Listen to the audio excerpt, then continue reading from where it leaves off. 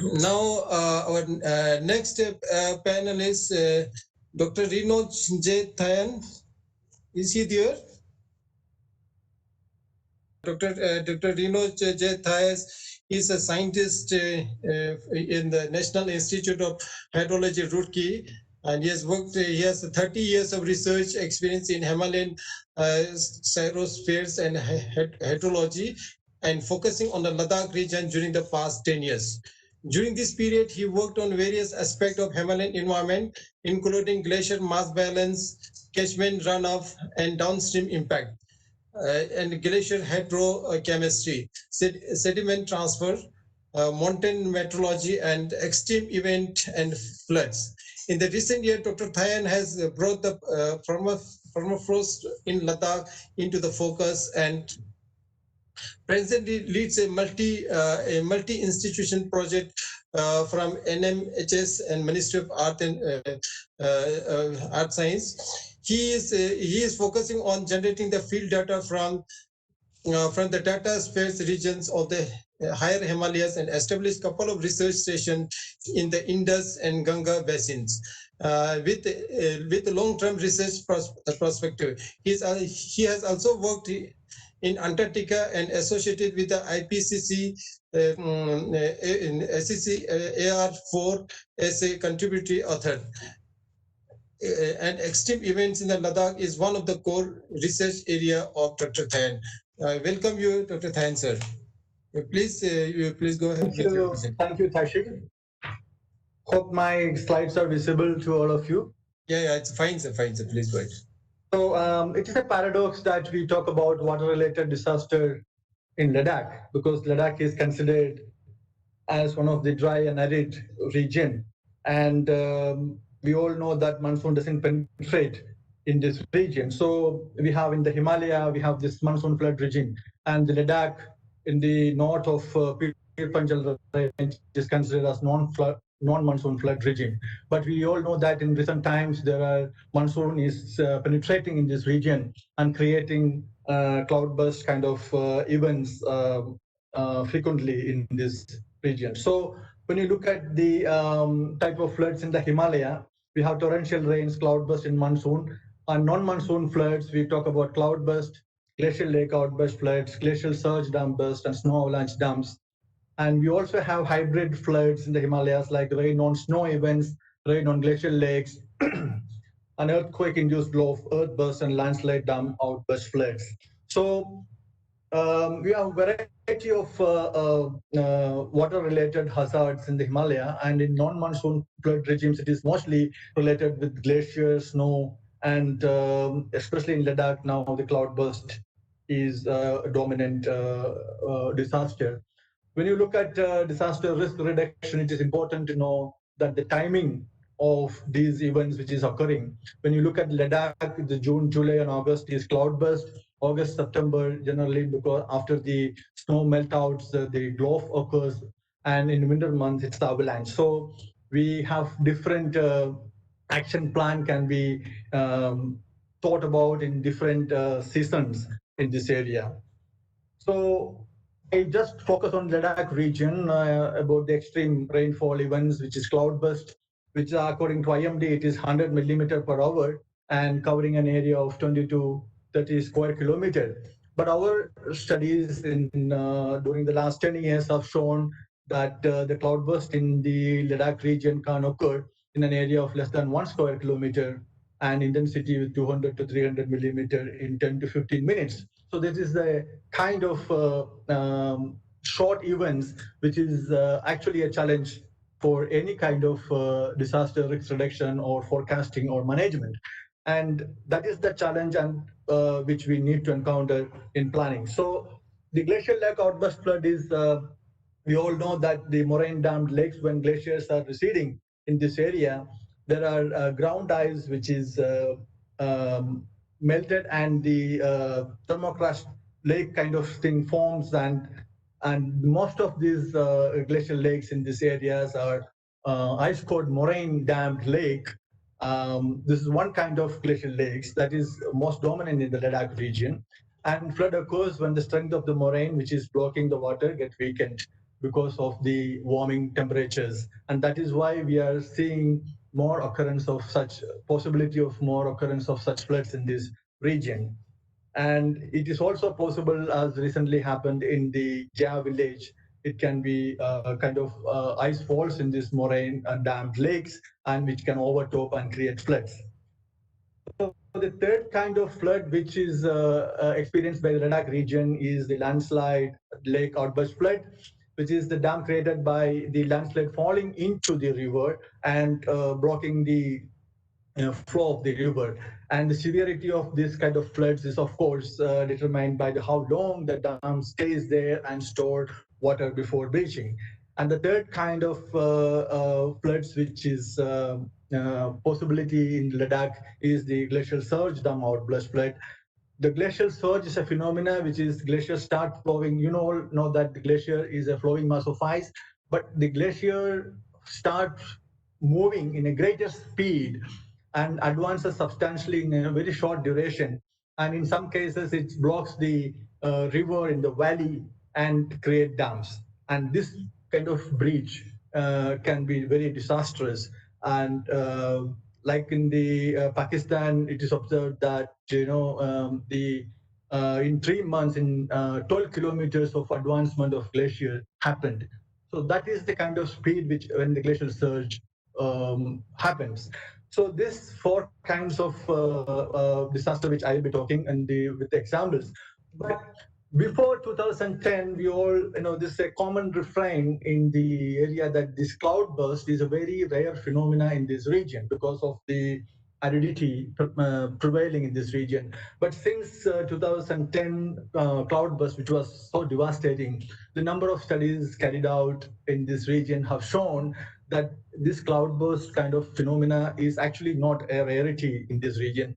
So for the last 10 years, since 2005, uh, while traveling across Ladakh during field work, we located around 14 such events happened during the last 15 years.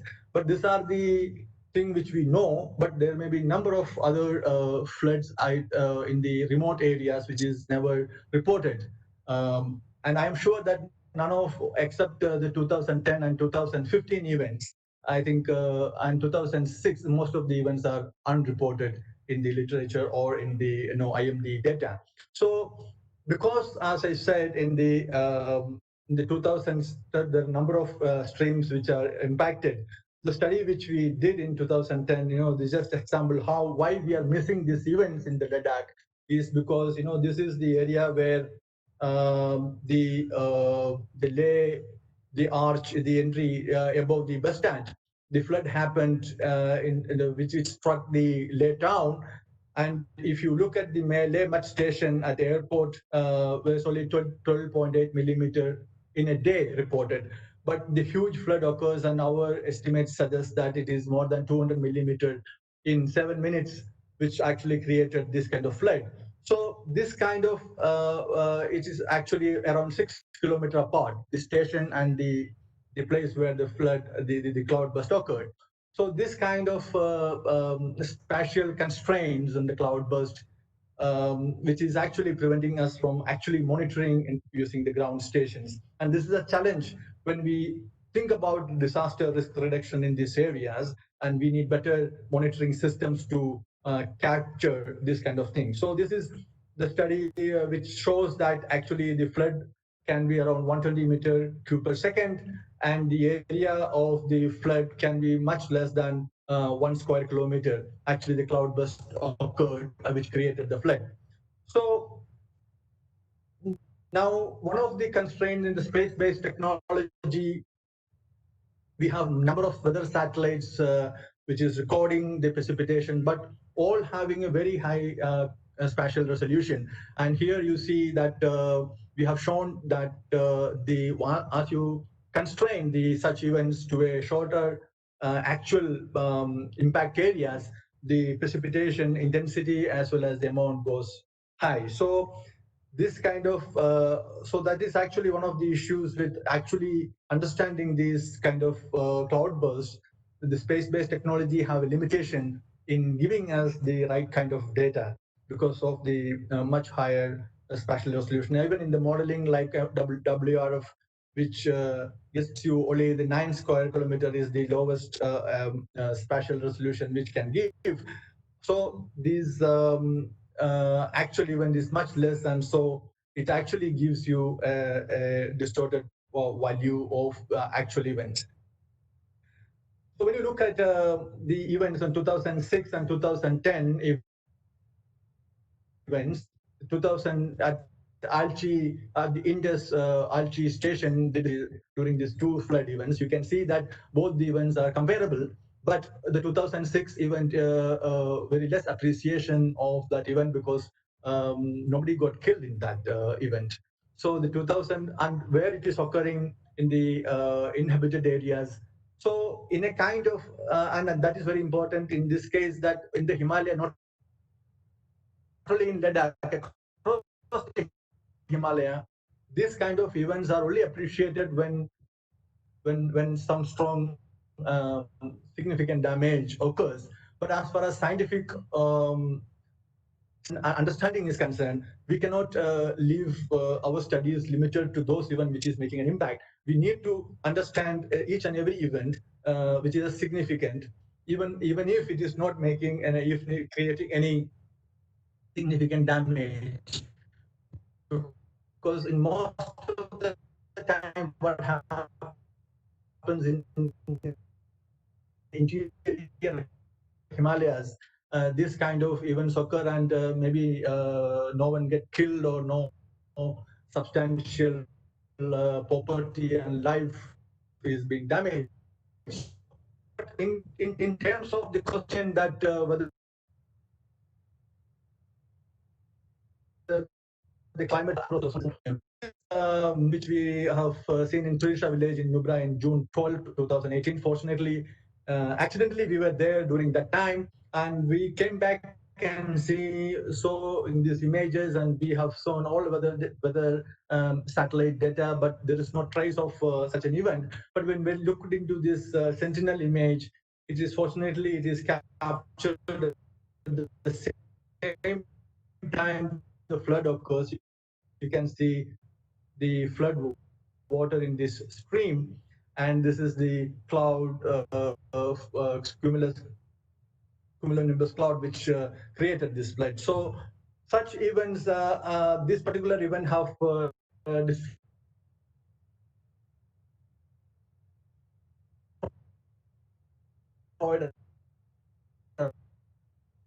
around 100 meter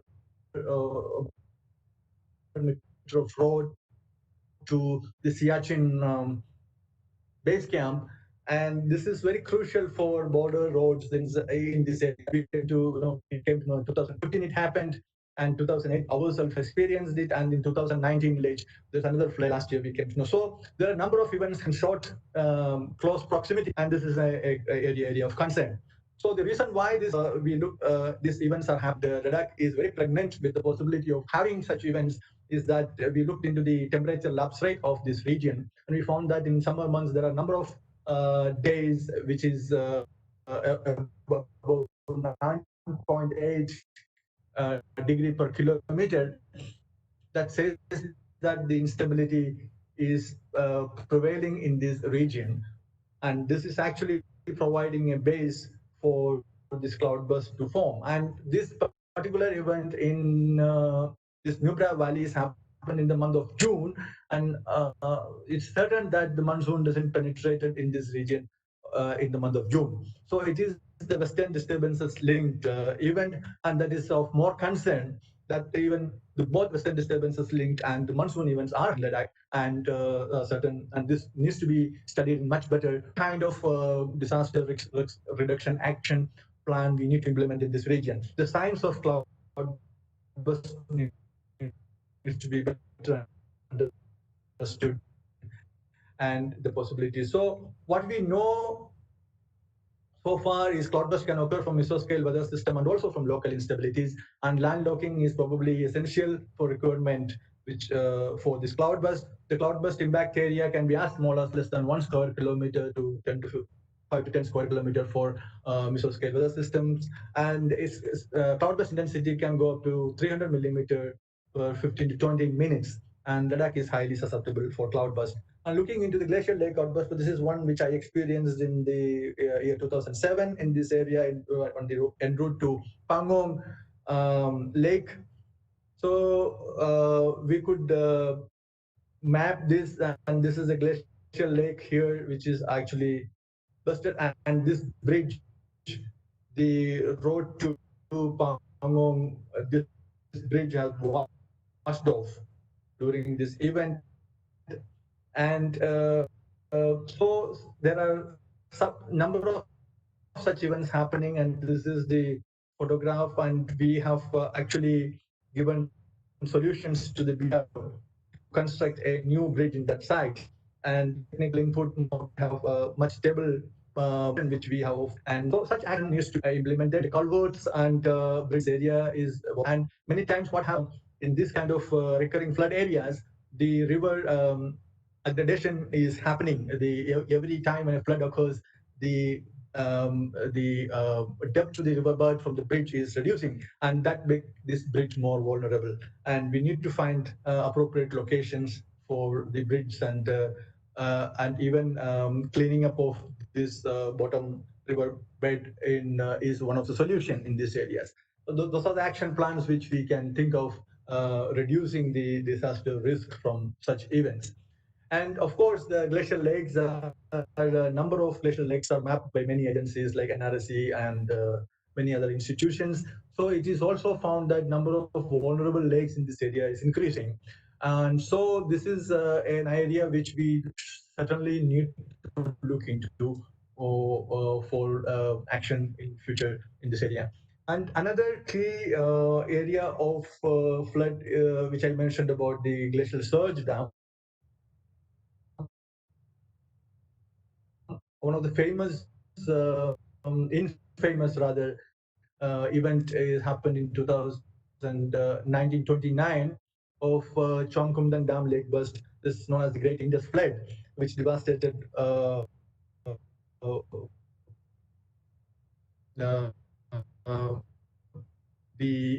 areas into the DBO areas. These Kumdang glaciers are known to be surging glaciers, and this is nearby the Aktas glacier, which is now started surging since 2009, and this is 2010. You can here see this river, the Shayok River, is being overrun by this glacier, and now then such glacier blockage, the surge creating dam, where we had established a discharge station for Border Roads Organization in 2015 in that area for construction of a bridge across Shayok River. And within that time, this was happening, and this ice bridge created a flood of 3,000 cubic meter per second. You can see number of such pulses occurring, which is the release of this from this glacial surge dam outburst flood. So this is a very possibility in this area, and this is often neglected, but it can be devastated. So we need to monitor the surging glaciers and its movement for avoiding such extreme floods in this area. So the other one, which is the landslide lake outburst flood, which is occurred in the Phutkal River in Sanskar. Here you can see this landslide occurred in the month of, I think, in the November, December time, and then it is breached later, and 14-kilometer lake has been created. And this is a possibility there. We very recently in May 7, 2015, and this lake is breached. And fortunately, because of the operations station and the development of this, monitoring programs is very important. And this is also a possibility because recently we have started studying permafrost. The question is how this landslide occurred in the month of December when the snow fall just began to happen in that area. It is very rare. So usually such landslide occurs during in the monsoon regions. And in Ladakh, I think in the last month also there is in Shayok there was some strong landslide occurred, which the news is being shared in the WhatsApp. So such landslide Siachen areas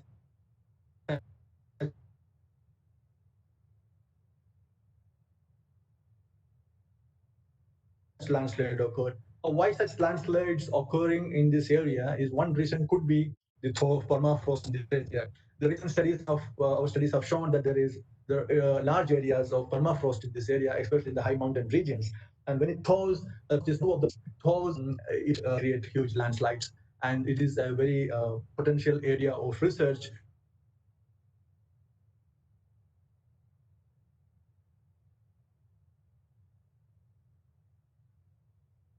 which I hope that in future we will get some widening in the month of November. So apart from this, legislation, habitat management, and flood protection is key to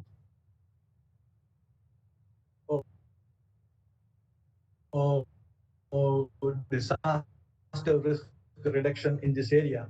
I think in that perspective, when you look if you go and see, as somebody said in the beginning ground, so we have very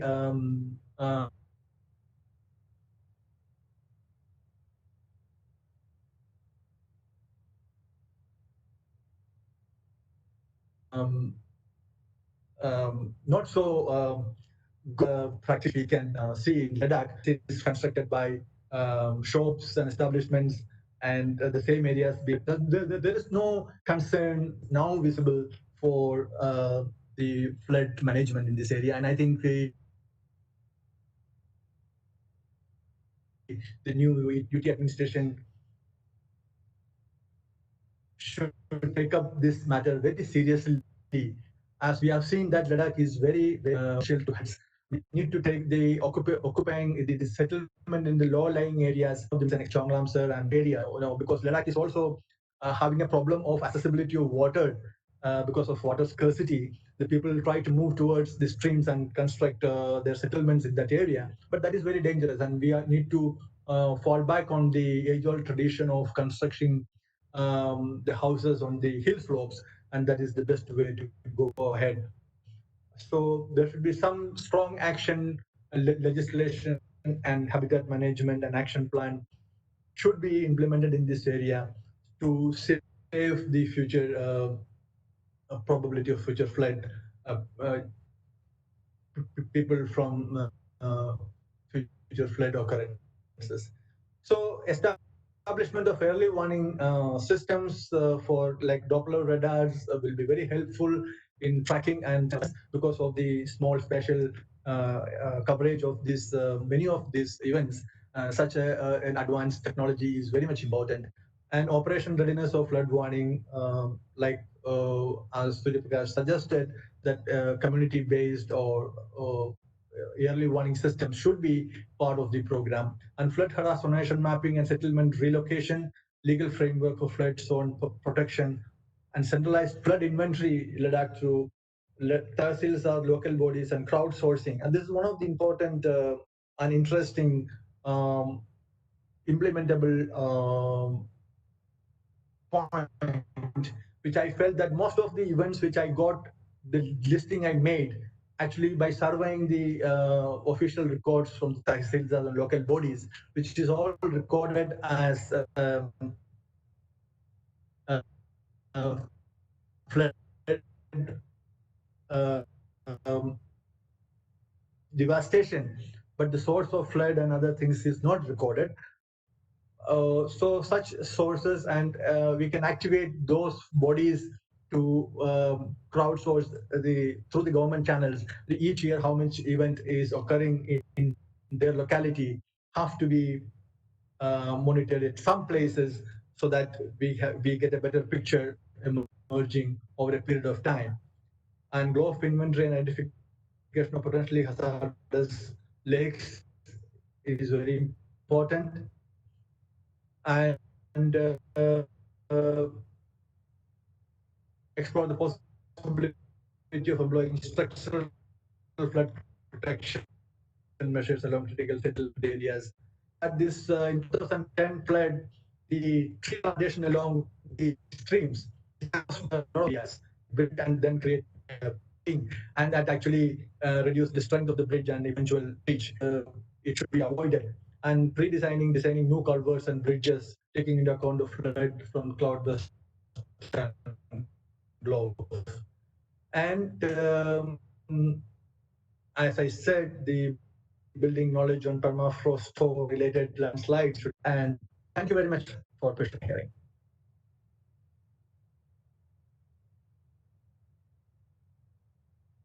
Hello?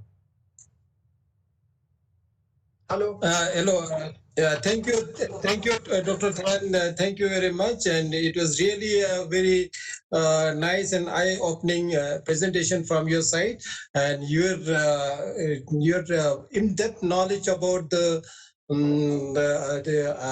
flood, glacier or glacier lake burst and various disasters in Ladakh is really appreciated. And you have in your presentation you have entirely covered about the this Ladakh various events happened in the Ladakh, and I must congratulate you and thank you very much for giving such a very informative talk. And anyway, in the panel discussion we'll discuss more about the points you have covered, but some of the points you have mentioned is really the need of the Ladakh, our for the Ladakh, like mapping of the potential glacier outlets.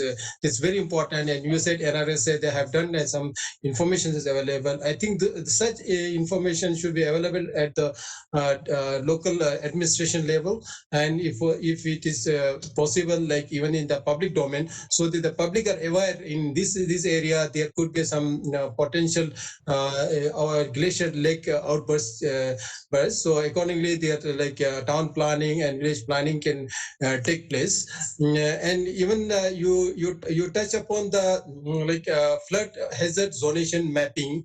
I hope something might have done by the various agencies, but it is really a need of the hours to do the flood zonation mapping in Ladakh. Even I personally see in many of the these prone areas, settlements are built, and you said in your presentation that settlement relocation, and if it really required, it's a very major challenging work for the administration to relocate some of the settlements in the downstream so the disasters can minimize. And also your the recommendation of 5 to 10 meters in the downstream, the trees should be removed. So because finally it's obstructing the flow of the water. So even in the lay market itself, you can see the even the main the nala, which is completely blocked. Even there are some buildings viewed above the nala, and these need to be demolished at the earliest, and the recommendation needs to be strictly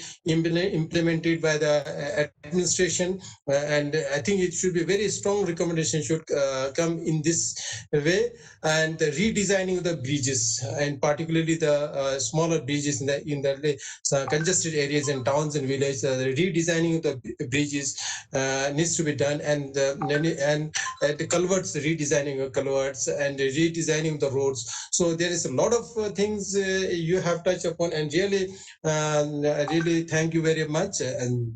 And also one more thing, like a thermofrost, and how thermofrost, how much research has been gone into that, and it really needs to be done. And this, I personally guess these are some of the research done by the independent university or the institution within the government and outside the government. But it is very high time now the administration in Ladakh, whether it is Union Territory administration, the hill councils, or the various representative, they should allocate a separate fund for the research funding. So all this as a project, I think they should come out with the project and give the funding, and let the research institutions or various agencies, be it the government and the private, do such research and give the very strong recommendation, and the administration should really implement those recommendations. Even in the villages, there's no building codes. Even the lay cities, there's no building code, and really redesigning of the town, redesigning the villages, and various aspects you mentioned is really need of the hour. Thank you very much. Thank you, sir, for giving such an illustrious talk, and we look forward for more presentation from you in some other occasion, sir. Today, maybe because of lack of time, we could not, get more information. So maybe some other day we discuss more, sir. Thank you, sir.